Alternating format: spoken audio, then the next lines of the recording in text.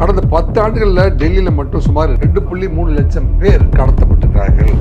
பெண்கள் தான் 60%, ஆண்கள் வந்து 40%. டீனேஜ் சேர்ந்தவங்களே வயசானவங்க, முதிர்ந்தவங்க, எங்கோ வழி தெரியாம போயிட்டாங்க அப்படின்னு சொல்றது இல்லை. அதுல வந்து பெண்கள் வந்து 3980 பேர். இப்போ நமக்கு தலைநகர் டெல்லியில 2026ஆம் ஆண்டு அப்படின்னு பார்க்க போனா கடந்த ஜனவரி 1 முதல் 15 வரைக்கும் 807 பேர் காணாம. ஒவ்வொரு நாளும் டெல்லியில காணாம போறவங்க எண்ணிக்கை வந்து 27. அதுல 9 பேர் கண்டுபிடிக்கப்படுறாங்க, 18 பேர் கண்டுபிடிக்கப்படும். அதாவது 1% தான் கண்டுபிடிக்கிறாங்க. கொரியன் லவ் கேம்ல என்ன சொல்லி கொடுக்குறாங்க அப்படின்னு பாத்தீங்கன்னா, இதுல வந்து நமக்குன்னு ஒரு உலகம் இருக்கணும், உனக்குன்னு ஒரு ஐடென்டிட்டி இருக்கணும். இவங்க வந்து நம்ம ஒரு பாக்ஸ்குள்ள வச்சு அடைச்சி நம்ம வந்து கண்ட்ரோல் பண்றாங்க. கண்ட்ரோல் இல்லாத ஒரு உலகத்துக்கு போகணும்னா நம்ம இந்த உயிரை வந்து இந்த உடலை விட்டுட்டு வேற இடத்துக்கு போயிடலாம் அப்படிங்கிற மாதிரி பிரெயின் வாஷ் பண்றாங்க. சார் வணக்கம். சார் வணக்கம் சார். நம்ம இந்தியாவின் தலைநகரம் டெல்லியில் பார்த்தீங்கன்னா கடந்த 2 வாரத்தில் 800க்கும் மேற்பட்டவங்க காணாமல் போயிருக்காங்க சார். அதில் 500க்கும் மேற்பட்டவங்க பார்த்தீங்கன்னா பெண்கள். இந்த கேஸை பற்றி கொஞ்சம் டீட்டெயிலாக சொல்லுங்கள் சார். டெல்லி வந்து ஒரு மிகப்பெரிய பாதுகாப்பு நகரம். அங்கே வந்து பார்த்திங்கன்னா அணிவகுப்பு மரியாதையெல்லாம் நடக்கிற போது இவ்வளோ பெரிய இராணுவ அமைப்பும் இவ்வளோ பெரிய காவல் அமைப்புகளையும் கொண்டிருக்கிற நாடு நமது நாடு அப்படின்னு நம்மலாம் வந்து ஜனவரி 26 கூட நம்ம வந்து பார்த்து மிகவும் பெருமிதம் அடைஞ்சோம். இவ்வளோ பெரிய நிகழ்ச்சி நடக்கும்போது ஒரு சின்ன கலட்டா கூட இல்லாமல் வெளிநாட்டில் இருக்கிற சில விருந்தினர்கள்லாம் அழைச்சிட்டு வந்து கௌரவமான முறையில் நடத்தி காமிச்சோம். இவ்வளோ பெரிய படைபலம் மிக்கது டெல்லி அப்படின்னு நினச்சிட்டு இருக்கும்போது, இந்த டெல்லி போலீஸ் அப்படிங்கிறது வந்து அது வந்து யூனியன் பிரதேசம். டெல்லி போலீஸ் அப்படிங்கிறது வந்து பார்த்திங்கன்னா அது வந்து மத்திய அரசுடைய கண்ட்ரோல் தான் இருக்கும். மத்திய அரசு கண்ட்ரோல் தான் இருக்கும் டெல்லி போலீஸ் இருக்கும். நீங்கள் பார்த்தீங்கன்னா ஒரு மத்திய அரசாக இருக்கட்டும், மாநில அரசாக இருக்கட்டும், இந்திய காவல் அமைப்புகளில் ரொம்ப நீண்ட நெடுங்காலமாக அரசு தன்னுடைய நேரடி கட்டுப்பாட்டில் இல்லாமல் அதை ஒரு அட்டானமஸ் பாடியாக வைக்கணுமா இல்லையா, அது அட்டானமஸ் பாடியாக வைக்கணுமா இல்லையா அப்படின்னு, அதாவது காவல்துறையை பாதுகாக்கிறதுக்குன்னு ஹோம் மினிஸ்டர் அப்படின்னு ஒன்று இருப்பார். அவர் பல்வேறு துறைகளை பார்க்கிற பொழுது இந்த ஹோமையும் சேர்த்து வச்சுக்கிறது.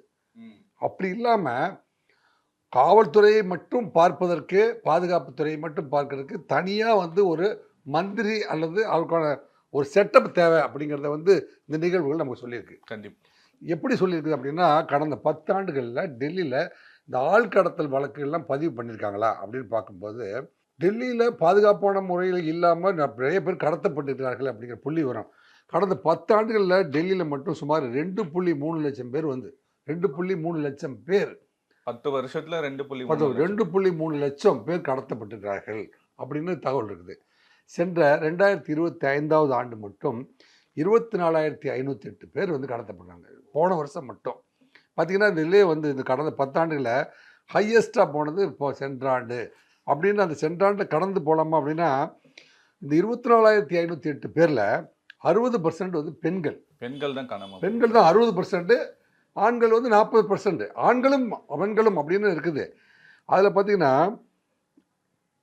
15,420 பேர் வந்து கண்டுபிடிச்சிருக்காங்க. இதில் வந்து 9,087 பேர் வந்து கண்டுபிடிக்கப்படவில்லை. இதில் 9,087 பேர் கண்டுபிடிக்கப்படாத விஷயத்தில் பார்த்திங்கன்னா 5,081 பேர் வந்து டீனேஜ் சேர்ந்தவங்களே வயசானவங்க, முதிர்ந்தவங்க, எங்கோ வழி தெரியாமல் போயிட்டாங்க அப்படின்னு சொல்கிறது இல்லை, சொல்ல முடியாது. டீனேஜை சேர்ந்தவங்களே 5,081 பேர். அதில் வந்து பெண்கள் வந்து 3,980 பேர். பெண்கள் மட்டும் 3,900 பேர், அப்போ கிட்டத்தட்ட 4,000 பேர் பெண்கள் காணாமல் போயிருக்காங்க போன வருஷம் அப்படிங்கிறது செய்தி. இப்போ நமக்கு இம்மிடியேட்டாக கிடைச்ச செய்தி என்ன அப்படின்னு பார்த்தீங்கன்னா, தலைநகர் டெல்லியில் 2026ஆம் ஆண்டு அப்படின்னு பார்க்க போனால் கடந்த ஜனவரி 1 முதல் 15 வரைக்கும் 807 பேர் காணாம போயிருக்காங்க. இந்த 15 நாளில் 807 பேர். அந்த 807 பேரில் அதில் வந்து பெண்கள் 599 பேர், அதில் வந்து சிறுமிகள் வந்து 298 பேர் அப்படிங்கிறாங்க. அதில் மீட்கப்பட்டவர்கள் வந்து 235 பேர் மீட்கப்பட்டிருக்கிறாங்க. கண்டுபிடிக்கப்பட வேண்டியவர்களும் 572 பேர். இது இந்திய தலைநகரில் வந்து மத்தியில் பயங்கரமான ஒரு பயத்தையும் பீதியையும் ஏற்படுத்தியிருக்குது. 27 நாட்களில் வந்து 191 குழந்தைகள், அதாவது ஒவ்வொரு நாளும் டெல்லியில் 27 பேர் காணா போயிடுறாங்க. ஒவ்வொரு நாளும் டெல்லியில் காணா போகிறவங்களோட எண்ணிக்கை வந்து 27. அதில் 9 பேர் கண்டுபிடிக்கப்படுறாங்க, 18 பேர் கண்டுபிடிக்கப்படும். அதாவது 1% தான் கண்டுபிடிக்கிறாங்க. காணா போகிறாங்க ரைட்டு. அதில் கண்டுபிடிக்கிற சதவீதம் பார்த்தீங்கன்னா 3 பேர் காணா போனால் அதில் ஒருத்தர், அப்போ அதிகப்படியான நபர்கள் கண்டுபிடிக்கப்படவில்லை. சராசரியாக 54 பேர் வந்து மாயமாகும் சம்பவம் நடக்குது. அதாவது சராசரியாக பார்க்குற போது 54 பேர், தினசரி 54 பேர் போகிறாங்க. ஒரு நாளைக்கு சராசரியா ஒரு நாளைக்கு சராசரி 54 பேர். இந்த மாதங்க இந்த இதில் வந்து பார்த்தீங்கன்னா 27 பேர் காணாம போயிருக்காங்க. ஒரு நாள் இந்த ஜனவரியிலேருந்து எடுத்த ஃபிகரில் தினசரி சராசரியாக 54 பேர் டெல்லியில் காணாம போகிறாங்க. நம்ம இந்த புள்ளி விவரங்கள் எடுத்ததில் வந்து பார்த்தீங்கன்னா ஒவ்வொரு நாளும் வந்து 27 பேர் காணாம போயிருக்காங்க. இது எப்படி சார்? நம்ம இந்தியாவோட தலைநகரம் டெல்லியில் அவ்வளோ பாதுகாப்பு கம்மியாக இருக்கா? இல்லை 800 பேர் காணாம போகிறாங்கன்னா இந்த கம்ப்ளைண்ட்லாம் கொடுத்துருப்பாங்க, காவல்துறை விசாரிக்க மாட்டாங்களா? இப்போ இதில் வந்து புகார் வந்து மேன் மிஸ்ஸிங் அப்படிங்கிற இதில் கொடுப்பாங்க. அந்த மேன் மிஸ்ஸிங்கை பொறுத்த வரைக்கும் என்ன பண்ணுவாங்க, காவல்துறை பொறுத்த வரைக்கும் என்ன பண்ணுவாங்கன்னா, ஒரு மனிதன் காணவில்லை அப்படின்னு ஒரு வழக்கு. அந்த வழக்கு பதிவு பண்ண உடனே அவருடைய புகைப்படம் கேட்பாங்க. கைரேகை, புகைப்படம், அவர் கடைசியாக அணிந்தது, கடைசியாக வந்து ஸ்கூலுக்கு போனாரா, ஆஃபீஸுக்கு போனாரா, கடைசியாக எந்த லொக்கேஷனுக்கு போனார், என்ன செல்ஃபோனை பயன்படுத்திட்டார், அவருடைய அங்கமச்ச அடையாளங்கள் என்ன, அவருடைய ID number, Aadhaar number, passport number, இத்தனை நம்பர்களையும் வாங்கி இதுக்கு வந்து ஒரு தாஸ் ஃபார்ம்னு ஒரு ஃபார்ம் ஒன்று இருக்குது. அந்த ஃபார்மை ஃபில்லப் பண்ணி இதை வந்து கம்ப்யூட்டரைஸ் பண்ணுறாங்க. நேஷனல் கிரைம் ரெக்கார்ட் பியூரோன்னு இருக்குது. அது வந்து டெல்லியில் தான் இருக்குது. டெல்லியில் நேஷனல் கிரைம் ரெக்கார்ட் பியூரோவில் வந்து நம்ம கொடுத்துட்டோம்னா, அதை கம்ப்யூட்டரில் ஃபீட் பண்ணோம்னா, இந்தியாவில் அவங்க எங்கே போயிருந்தாலும், இந்தியா நாட்டில் இப்போ சென்னையில் வந்து நம்மக்கிட்ட வந்து state level crime record bureau இருக்குது. என்னங்க, நம்ம state level crime record bureau, இங்கே வந்து எஸ்சிஆர்பி இருக்குது, அங்கே வந்து என்சிஆர்பி, எஸ்சிஆர்பி நேஷனல் லெவலில், ஸ்டேட் லெவலில் வந்து எஸ்சிஆர்பி, ஸ்டேட் கிரைம் ரெக்கார்ட் பியூரோ எஸ்சிஆர்பின்னு இருக்குது.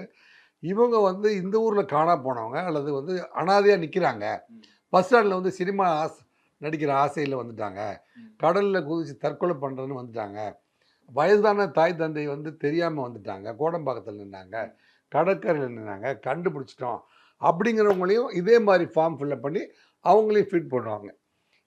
அதையும் டேலி பண்ணி யார் எந்த ஊரில் காணா போனவங்க எங்கே கிடைச்சாங்க அப்படிங்கிறத கண்டுபிடிக்கிறது தான் காவல்துறையில் இருக்கிற வழக்கம். இந்த மிஷினரியை வந்து நம்ம வந்து இப்போ வந்து 10 மடங்கு அதிகப்படுத்த வேண்டியிருக்கு. இது வந்து இந்த மிஷினரி வந்து இது வரைக்கும் பெரிதுபடுத்தப்படாமல் இருந்துச்சு. இதில் வந்து சூப்பர் கம்ப்யூட்டர் அப்படின்னு வந்து 25 கோடி ரூபாயில் ஒன்று இருக்குது. அதை வந்து தமிழ்நாட்டு காவல்துறையில் இது வரைக்கும் வாங்கவே இல்லை. இந்தியா லெவலில் இந்த மாதிரியான சூப்பர் கம்ப்யூட்டரை வந்து கண்டுபிடிச்சி கைரேகை ஓட்டு வச்சாவே எந்த ஊரில் அவர் கண்டுபிடிக்கப்பட்டிருந்தாலும் அவர் கைரேகை வச்சோன்னா இது இந்த ஊரில் இருக்கிறான். அந்த எக்யூப்மெண்ட் டெல்லியில் இருக்கா? அந்த எக்யூப்மெண்ட் வந்து எஸ்சிஆர்பி டெல்லியில் இருக்குது. அது முறையாக பயன்படுத்தப்படுகிறதா, எந்த அளவுக்கு பயன்படுத்தப்படுகிறது, இதற்காக வந்து பிரயோகமாக ஃபில் பண்ண வேண்டிய அந்த கம்ப்யூட்டர் கோடிங் சீட்டு வந்து ப்ராப்பராக ஃபில்லப் பண்ணி அவங்களெல்லாம் கண்டுபிடிக்கிறாங்களா அப்படிங்கிற மிஷினரியை 10 மடங்கு பெருசாக்க வேண்டிய ஒரு மிகப்பெரிய அவசியத்தை வந்து இந்த நாட்டுக்கு இது உணர்த்தி இருக்குது அப்படின்னு மட்டும் நம்ம வந்து இப்போதைக்கு பதிவு பண்ண வேண்டிய அவசியம் இருக்குது. இப்போது வெல் டெவலப்டு சிட்டி சார் டெல்லிலாம் பார்த்தீங்கன்னா, அங்கேயே இந்த மாதிரி சிசிடிவி இருக்கும், எல்லா டெக்னாலஜியுமே இருந்துமே ஒரு 800 பேர் 2 வாரத்தில் காணாமல் போயிருக்காங்க. இந்த டிஜிட்டலைசேஷன் அந்த இண்டஸ்ட்ரியலைசேஷன் இதெல்லாம் வந்ததுக்கப்புறமே பார்த்தீங்கன்னா, பொருளாதார இதில் இந்த கம்ப்யூட்டர் உலகத்தில் தான் அடைய வேண்டிய இலக்கு வந்து எவ்வளவு, தான் அடைய வேண்டிய வீடு, வாகனம், வசதி, செல்ஃபோனு, என்னங்க அடுக்குமாடி குடியிருப்புகளில் வீடு வாங்குறது, அது திருமணத்துக்கான செலவு, அந்த அண்ணன் தம்பி செலவு, இப்படியெல்லாம் வந்து செலவுகள் வந்து ஆடம்பரமும் அதிகமாக. இப்போ ஒரு கல்யாணமே பார்த்திங்கன்னா ஒரு 1,00,000 பேரை கூப்பிட்றேன் அல்லது 10,000 பேருக்கு நோட்டீஸ் வைக்கிறேன் அப்படிங்கிற போதெல்லாம் அதை ஈக்குவலைஸ் பண்ண முடியாததுக்காக கடுமையாக ஓடுவதும், அது ஓடும்போது தன்னுடைய குடும்பத்தை விட்டு வெகு தூரம் வந்து பயணம் பண்ணுற போது அவங்க வந்து டிட்டாச் ஆகிறதுக்கான வாய்ப்புகள் இருக்குது. ஒரு டிப்ரெஷனில் அவங்க வீடு விட்டு போயிடுறாங்க. இந்த குடும்பம் எதிர்பார்க்கிற சூழ்நிலையை வந்து நம்மளால் ஃபுல்ஃபில் பண்ண முடியல அப்படிங்கும்போது சில பேர் வந்து டிட்டாச் ஆகுறாங்க அப்படிங்கிறதும் இதெல்லாம் வந்து பெரிய காரணமாக தெரியல. இதில் வந்து நம்ம என்ன பண்ணியிருக்கோம் அப்படின்னு பார்த்தீங்கன்னா, இந்த பர்சன்டேஜ் வந்து உதைக்குது நமக்கு. ஏன்டா இவ்வளோ பெரிய பர்சன்டேஜாக வந்து அதில் போகும் அப்படின்னு பார்த்தா, இதில் நம்ம சமூகத்தை மீறிய ஏதோ ஒரு ஃபோர்ஸ் இதுக்குள்ளே இருக்குது அப்படின்னு நம்ம பார்க்க போனீங்கன்னா, மும்பை அப்படின்னு பார்த்தீங்கன்னா, மும்பையில் வந்து கிராண்ட் ரோடுன்னு ஒன்று இருக்குது. அப்போ வந்து டெல்லியில் வந்து ஜிபி ரோடு, கல்கத்தாவில் வந்து சோனா காஞ்சின்னு ஒரு இடம். இங்கெல்லாம் பார்த்தீங்கன்னா தட் இஸ் ப்ராஸ்டியூஷன் வந்து அனுமதிக்கப்பட்ட ப்ராஸ்டியூஷன் இருக்குது. இதில் பார்த்தீங்கன்னா பல்வேறு கல்கத்தாவிலாம் பல்வேறு ஊர்களில் அந்தந்த ஒரு பேட்டை ஒரு ஏரியான்னு இருக்குது. அந்த ஏரியாவில் வந்து சில இடங்களில் வந்து அஃபீஷியலாக, சில இடத்துல அன்அஃபீஷியலாக அல்லது குடிசை தொழில் மாதிரி சில தொழில்கள் பண்ணுறதும் இந்த இப்போ பார்த்திங்கன்னா ஸ்பா கல்ச்சர் அதிகமாக இருக்கும்போது ஸ்பாவுக்கு வந்து பெண்கள், இளம் பெண்கள் தேவை அதிகமாக இருக்கிறது. அப்படிங்கும்போது அவங்கள வந்து பணத்தாசை காட்டி அந்த மாதிரியான வேலைகளுக்கு அவர்கள் வந்து வெகு தூரத்துக்கு அழைத்து சென்று போய் அவங்கள அங்கே வச்சிடுறாங்களோ அப்படிங்கிறதெல்லாம் வந்து கண்காணிக்க வேண்டியிருக்குது. இளம் பெண்களை வந்து எந்தெந்த இடத்துக்கு இதில் வந்து மும்பையில் வந்து கிராண்ட் ரோடில் மட்டும் 1 லட்சம் பேர் இருக்காங்க. அப்போ வந்து டெல்லியில் வந்து ஜிபி ரோடில் பார்த்தீங்கன்னா நீங்கள் 18 வயதுலேருந்து 40 வயது இருக்கிற எல்லா நீங்கள் இப்போ சில விளம்பரங்களை பார்த்தீங்கன்னா கேரளா, ஆந்திரா, ஒரிசா, தாய்லாந்து அனைத்தும் கிடைக்கும்லாம் வந்து இப்போ விளம்பரத்தில் போடுறானுங்க. இவங்கெல்லாம் உங்களுக்கெல்லாம் ஃபேமிலி இருக்கும்ல. நம்ம வந்து நீங்கள் ஒரு விளம்பரம் போடுறான் சார், இவ்விடம் வந்து நீங்கள் வந்து ஒரு இடத்துக்கு வந்துட்டீங்கன்னா கேரளா, ஆந்திரா, தமிழ்நாடு எல்லாமே கிடைக்கும் அப்படின்னா இவங்களுக்கெல்லாம் ஒரு ஃபேமிலி இருக்குது. இவங்களாம் எங்கேருந்து வந்தாங்க, யாருடைய கண்ட்ரோல் இருக்காங்க அப்படிங்கிறத வந்து ஒரு மிகப்பெரிய ஸ்டடி பண்ண வேண்டிய அவசியம் வந்து மத்திய மற்றும் மாநில அரசு ரெண்டுக்குமே வந்து இருக்குது. அப்போ ஒரு ஸ்டேட்லேயும் எவ்வளோ பேர் இருப்பாங்க சார்? ஒவ்வொரு ஸ்டேட்லேயும் வந்து ஸ்டேட் ஃபிகர் இனிமேல் தான் நாளையிலேருந்து வர ஆரம்பிச்சிடும் நான் நினைக்கிறேன். இன்றைய தினம் வந்து இந்தியா முழுவதும் பேசு பொருளாக இருக்கிற இது பார்த்திங்கன்னா இதுதான். இது வந்து கடந்த ஜனவரி முதல் 15 வரைக்கும் வந்து 807 பேர் காணாம போயிருக்காங்க. அதில் வந்து பெண்கள், சிறுமிகள் மட்டும் 599 பேர். இதில் வந்து 298 பேர் தான் ஆண்கள். 807 பேரில் 298 599 பேர் பெண்களும் சிறுமிகளும். அப்படின்னா பெண்கள் வந்து இந்த நாட்டின் கண்கள் அப்படின்னு சொல்கிறாங்க. பெண்ணிய அமைப்பெல்லாம் நம்ம வந்து போட்டிக்கொண்டு பெண்ணிய அமைப்புகள் அத்தனை பேருமே வந்து அரசை வந்து அணுகி தார்மீக முறையில் எதுக்கு எடுத்தாலும் போராட்டம், ஆகா பெண்கள் அப்படிலாம் இல்லை. பெண்கள் வந்து இப்படியெல்லாம் இந்த புள்ளி விவரங்கள் வந்து நாட்டை வந்து கதிகலங்க வைத்திருக்கிறது. நம்ம நாட்டுக்கு பெருமையே வந்து நம்ம வந்து ஆயிரம் ஆண்டுகளாய் ராமாயண காலத்திலேருந்து இதிகாச காலத்திலேருந்து ஒரு ஃபேமிலி சிஸ்டம் அப்படிங்கிறத வந்து நம்ம என்ன மாதிரியான பாதுகாப்பில் கொண்டுட்டு வந்தோமோ அதுதான் இந்திய நாட்டுக்கே பெருமை.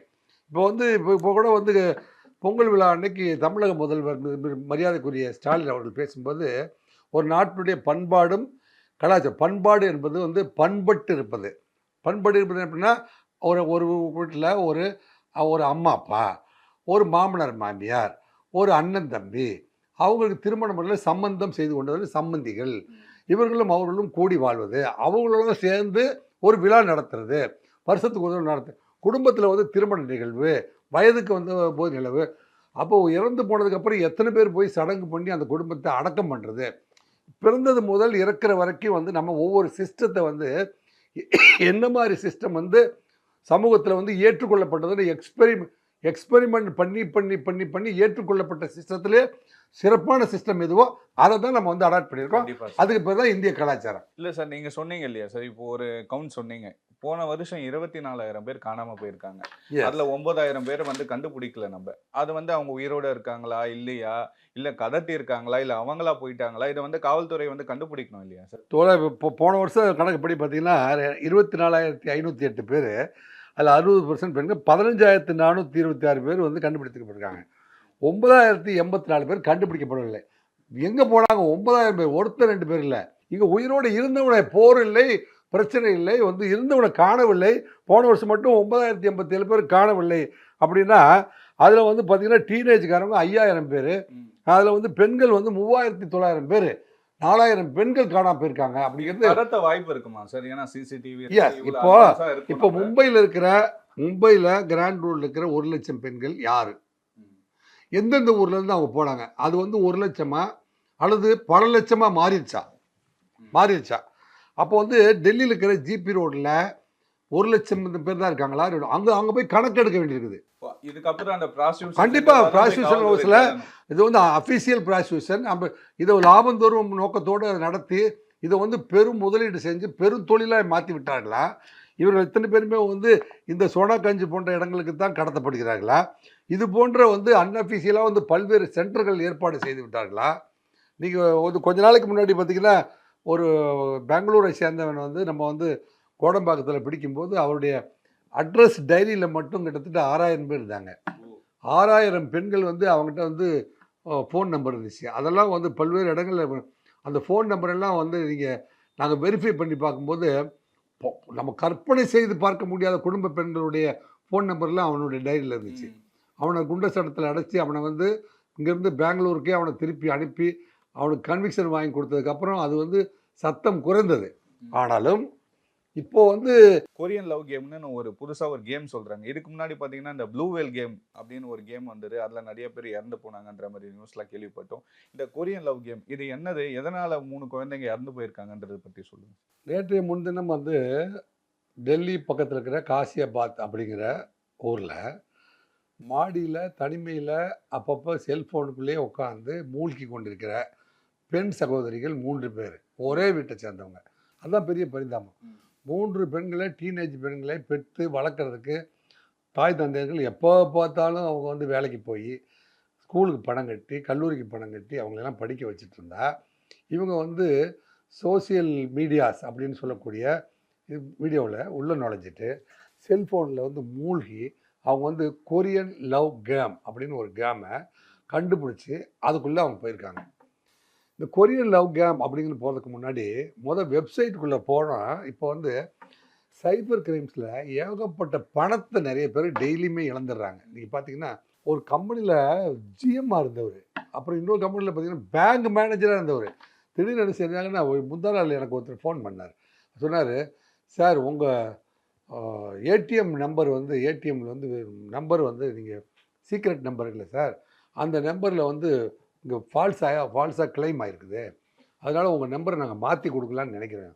இந்தியன் ஓவர்சீஸ் பேங்க்லேருந்து தான் பேசுகிறோம், உங்கள் அக்கௌண்ட் நம்பரையும் அந்த நம்பரையும் சொல்லுங்கள், இப்போ நாங்கள் வேறு ஒரு நம்பரை சொல்கிறோம், அதை வந்து நீங்கள் வந்து பதிவு பண்ணி வச்சுக்கங்கன்னு சொல்கிறார். இவர் பாட்டுக்கு எடுத்துகிட்டு அக்கௌண்ட் நம்பரு, இவருடைய சீக்ரெட் நம்பரு, இவருடைய வந்து அவன் அங்கே உட்காந்து வந்து புதிய கார்டே ஒன்று ப்ரிப்பேர் பண்ணி அவருடைய அக்கௌண்ட்டில் போட்டு 37,000 எடுத்ததுக்கப்புறம் நமக்கு ஃபோன் பண்ணுறாரு. இப்படி ஒருத்தர் கேட்குற, நான் சொன்னேன் இந்தியன் ஓவர்சீஸ் பேங்க்லேருந்து இது வரைக்கும் கூப்பிட்டு உங்கள் அக்கௌண்ட் நம்பர் எங்கன்னா அவன் தான் உங்கள் ராமசாமி வாங்க உங்கள் அக்கௌண்ட்டில் இப்படி இவ்வளோ பணம் சொல்லுவானா இல்லையா, நீங்கள் எப்படிங்க வந்து இந்தியன் பேங்க்னு வெரிஃபை பண்ணாமல் ஏங்க கொடுத்தீங்க? இப்படி வந்து ஒரு பக்கம் வந்து பொருள் இழப்பு ஏற்பட்டு கொண்டிருக்கிற சமயத்தில் இதில் எத்தனை முறை வந்து விழிப்புணர்வு கருத்துக்களை நம்ம பதிவு செஞ்சுருந்தாலும் வெளிப்படையாத படித்த பலர் வந்து பல லட்சம் ரூபாயை இழந்து கொண்டிருக்கிற நேரத்தில் தன் உயிரவே மாய்த்து கொள்கிற நிகழ்வு தான் வந்து இந்த காசியாபாத்தில் நடந்த நிகழ்வு. இதில் இந்த கொரியன் லவ் கேமில் பார்த்தீங்கன்னா இதுக்கு முன்னாடி வந்து நான் வந்து ப்ளூ வேல் அப்படின்னு ஒரு கேம் இருந்துச்சு, மோமோ அப்படின்னு ஒரு கேம் இருந்துச்சு. இந்த கேம்லாம் என்ன செய்யும் அப்படின்னா அவனை வந்து ஒரு ஒரு குறிப்பாக ஒரு கருத்தியல்ல அவனை முழுக வச்சு, நீயும் நானும் நண்பர்கள், உலகத்தில் சொர்க்கத்துக்கு போகணும் அல்லது கடவுளை போய் அடையணும் அல்லது மறுபிறப்பு இருக்குது அப்படின்னா நீ வந்து நான் சொல்கிறதெல்லாம் கேட்கணும், ஒரு சேலஞ்ச் மாதிரி, அல்லது நீ வந்து இது மேலே இருந்து இப்படி குதிச்சா ஒன்றும் ஆகாது, அல்லது இது மேலே இருந்து இப்படி பண்ணலாம்,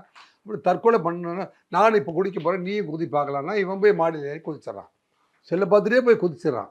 அப்படி வந்து பல்வேறு நடந்தது தான் வந்து நம்ம ப்ளூ வேல் கேமை அந்த நம்ம வந்து ப்ரிவென்ட் பண்ணிட்டோம். அப்புறம் மோமோஸும் அதே மாதிரி பண்ணுதுங்கிறக்காக அதையும் ப்ரிவென்ட் பண்ணோம். கொரியன் லவ் கேமில் என்ன சொல்லி கொடுக்குறாங்க அப்படின்னு பார்த்தீங்கன்னா இதில் வந்து நமக்குன்னு ஒரு உலகம் இருக்கணும், உனக்குன்னு ஒரு ஐடென்டிட்டி இருக்கணும், மனிதனாய் பிறந்த நீ வந்து ஒரு தனித்துவமாய் வாழ பிறந்தவங்க. நீங்கள் எப்படி ஒரு அம்மா ஒரு அப்பா அவங்களுக்கு கீழே அப்புறம் இந்த பள்ளிக்கூடம் இந்த வாத்தியார் இவங்களெல்லாம் உங்களை கண்ட்ரோல் பண்ணக்கூடாது, நீங்கள் வந்து சுதந்திரமாய் வாழக்கூடிய தகுதி பெற்றவங்க. இந்த நம்ம வந்து இந்த பிறப்புக்கு மேலே வேற ஒன்று இருக்குது, வேற ஒரு உலகம் இருக்குது, அந்த உலகத்தில் நம்மளாம் வந்து ஃப்ரீடமாக இருக்கக்கூடியவங்க. இவங்க வந்து நம்ம ஒரு பாக்ஸ்குள்ளே வச்சு அடைச்சி நம்ம வந்து கண்ட்ரோல் பண்ணுறாங்க. இப்படி கண்ட்ரோல் இல்லாத ஒரு உலகத்துக்கு போகணுன்னா நம்ம இந்த உயிரை வந்து இந்த உடலை விட்டுட்டு வேறு இடத்துக்கு போயிடலாம் அப்படிங்கிற மாதிரி பிரெயின் வாஷ் பண்ணுறாங்க. இது எவ்வளோ பெரிய ஆபத்தானதாக பாருங்கள். ஏன்னா இந்த உடலை விட்டுவிட்டு நம்ம இப்படி போனோம்னா வேற ஒரு உலகம் இருக்குது, அந்த உலகம் போனால் நம்ம ஃப்ரீயாக இருக்க முடியும் அப்படிங்கிறதையும் வந்து முட்டாள்தனமாக நம்புவாங்க அப்படின்னு சொன்னால் எவ்வளோ பெரிய ஆபத்தானது பாருங்க. இந்த கொரியன் கல்ச்சரை ஃபாலோ பண்ணுன்ற மாதிரி விஷயங்கள்லாம் சொல்லியிருக்காங்களே. இல்லை, இந்த கொரியன் கல்ச்சரில் இந்த மாதிரியான விஷயங்கள் இருக்குது. இதில் வந்து தனி நமக்கு அதாவது மனித வாழ்க்கைக்கு மேலேயும் கீழேயும் வந்து வேறு வேறு உலகங்கள் இருக்குது. அதுலேருந்து கன்வர்ஷனில் வந்தவங்க தான் நம்ம வந்து இதை மாற்றிட்டு அந்த பக்கம் போக முடியும், அதை மாற்றிட்டு இந்த பக்கம் வர முடியும். போனதில் அப்படி தான் இருந்தோம், இந்த வரைக்கும் இப்படி போனோம். நம்ம வந்து இதை தாண்டி அதை நம்ம வந்து எதோ ஒரு பர்டிகுலராக அதை நம்ம ஏதோ விரும்பி லவ் பண்ணுறோமோ, அல்லது ஒரு தனி மனிதன் ஒருத்தர் இருக்கான், அவன் வந்து நீ அழகாக இருக்கிற, நீ நல்ல நீ பியூட்டிஃபுல்லாக இருக்க, டெய்லி என்கிட்ட பேசணும், காலையில் என்ன ட்ரெஸ் போட்டீங்க, என்ன சாப்பிட்டீங்க, எது சேரும் எது சேராது, இது எல்லாத்தையும் எனக்கு அப்டேட் பண்ணுங்க அப்படின்னு வந்து சொல்லுவாங்க. அப்படி சொல்லும்போது இவங்க வந்து அப்டேட் பண்ணிகிட்டே இருக்கிற பொழுது, நீ காலையில் பண்ணது தான் மிகப்பெரிய தப்பு, அதை விட வந்து இப்படி பண்ணினதுக்காக நீ வந்து பனிஷ்மெண்ட் எடுத்துக்கோ, அப்போ நீ தோப்பு கண்ணம் போடு, நீ தனிமையில் இரு, என் கூட பேசு, நீ அசிங்கமாக போயிட்ட, பாருங்க உன் உடம்பே போயிடுச்சு, புனிதமே போயிடுச்சு அப்படின்லாம் சொல்லி அவனை வந்து அப்படின்னா நீ என்ன செய்யணும், மாடியில் குதி நீனா அப்படியே வேறு எதுக்கு மாற்றிக்கலாம். அந்த வாழ்க்கைக்கு நமக்கு இருக்கிற தனி உலகத்துக்கு போகணும் அப்படின்னா இந்த உடலில் சாதாரணமாக திறந்துட்டா அந்த உலகத்துக்கு போயிடலாம்ல.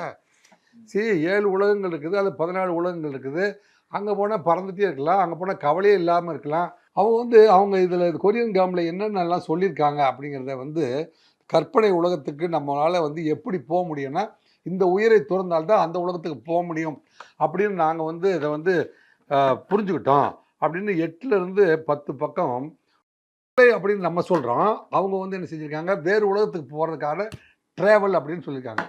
அப்போ இதை வந்து என்ன செய்யணும், ஒரு மிகப்பெரிய ஸ்டடி, அதாவது இப்போ உளவியல் ஆய்வாளர்களை வச்சு என்ன மாதிரியான மனநிலைக்கு அவங்க உள்ளானார்கள் அப்படின்னு இந்த நோட்டை வந்து இப்போ போலீஸ் சீஸ் பண்ணி அவங்க அப்பா கொண்டு போய் கொடுத்து அதை வந்து அங்கே இருக்கிற போலீஸ் வந்து அதை ஸ்டடி பண்ணிட்டு இருக்காங்க.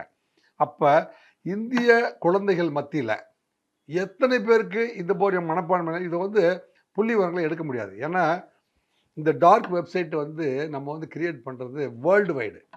நீங்கள் வந்து அதுதான் வந்து அடிக்கடி பிரதமர் பார்த்திங்கன்னா உலகத்துமே வந்து ஒரு கொடைக்குள்ளே வந்து டிஜிட்டல் வேர்ல்டில் வந்துருச்சு, இதெல்லாம் வந்து கான்சென்ட்ரேட் பண்ணுறதுக்கு அல்லது ஐக்கிய நாடுகள் சபை மாதிரி இதையெல்லாம் கண்ட்ரோல் பண்ணுறதுக்கு ஒரு பெரிய அமைப்பு, ஒரே அமைப்பு வேணும். எதெல்லாம் வேண்டும் எது வேண்டாம் அப்படின்னு நீக்கப்படுவதற்கும் சேர்க்கப்படுவதற்குமான அமைப்பு ஒன்றை உருவாக்கணும் அப்படிங்கிற திட்டம் இருக்குது ஒழியா அது செயல்பாட்டுக்கு வரல.